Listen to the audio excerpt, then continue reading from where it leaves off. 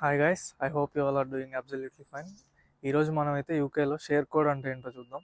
మీకు అర్థమయ్యే టర్మ్స్లో సింపుల్గా చెప్పాలంటే షేర్ కోడ్ అనేది ఒక ఓటీపీ లాంటిది.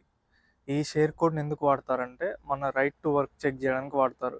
మనం ఏదైనా సరే జాబ్స్ అప్లై చేసినప్పుడు ఎంప్లాయర్స్ మన గురించి అడిగేది మెయిన్గా రెండే రెండు, ఒకటి ఎన్ఐ నెంబరు, ఇంకోటి షేర్ కోడ్. ఎన్ఐ నెంబర్ ఏంటో ఆల్రెడీ చెప్పా, ఇప్పుడు షేర్ కోడ్ గురించి చెప్తున్నాను.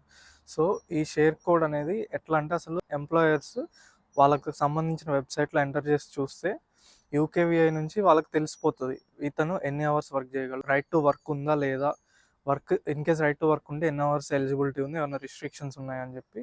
సో ఈ షేర్ కోడ్లో మళ్ళీ టూ టైప్స్ ఉంటాయి. ఒకటి right to work share code, సెకండ్ది right to rent share code. Right to work అనేది ఏంటంటే మనకు వర్క్ ఎలిజిబిలిటీ ఉందా, రైట్ ఉందా అని చెక్ చేస్తారు. రైట్ టు రెంట్ అంటే మనం ఏదైనా హౌస్ లీజ్కి తీసుకోవాలన్నా సరే, లేదంటే మనం ఏదైనా కాంట్రాక్ట్ తీసుకోవాలన్నా సరే, ఆ right to rent share code అనేది మనం వాళ్ళకి ఇవ్వాల్సి వస్తుంది. ఇప్పుడు రైట్ టు వర్క్ దగ్గర right to rent share code ఇచ్చి రైట్ టు రెంట్ దగ్గర రైట్ టు వర్క్ ఇస్తే వర్కౌట్ అవ్వదు. ఇంకొకటి ఏంటంటే మన షేర్ కోడ్ అనేది ఎన్నిసార్లు అయినా జనరేట్ చేసుకోవచ్చు. వన్స్ మనకు ఇప్పుడు వచ్చిన షేర్ కోడ్, ప్రెజెంట్ ఉన్న షేర్ కోడ్ ఏంటంటే కపుల్ ఆఫ్ మంత్స్ వ్యాలిడిటీ ఉంటుంది.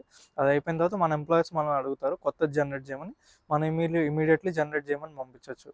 నేను ఆ లింక్స్ అన్ని మీకు డిస్క్రిప్షన్లో ఇస్తాను, ఇక్కడ మీకు డిస్ప్లే చేస్తాను, మీరు చూసేసేయండి. ఆ లింక్లోకి వెళ్ళి వాళ్ళు అడిగిన డీటెయిల్స్ ఫిల్ చేస్తే మన షేర్ కోడ్ అనేది మనకు వచ్చేస్తుంది. విత్ ఇన్ సెకండ్స్లో మనం షేర్ కోడ్ జనరేట్ చేసుకోవచ్చు, అండ్ ఎన్ని షేర్ కోడ్స్ అయినా జనరేట్ చేసుకోవచ్చు, అది మన ఇష్టం.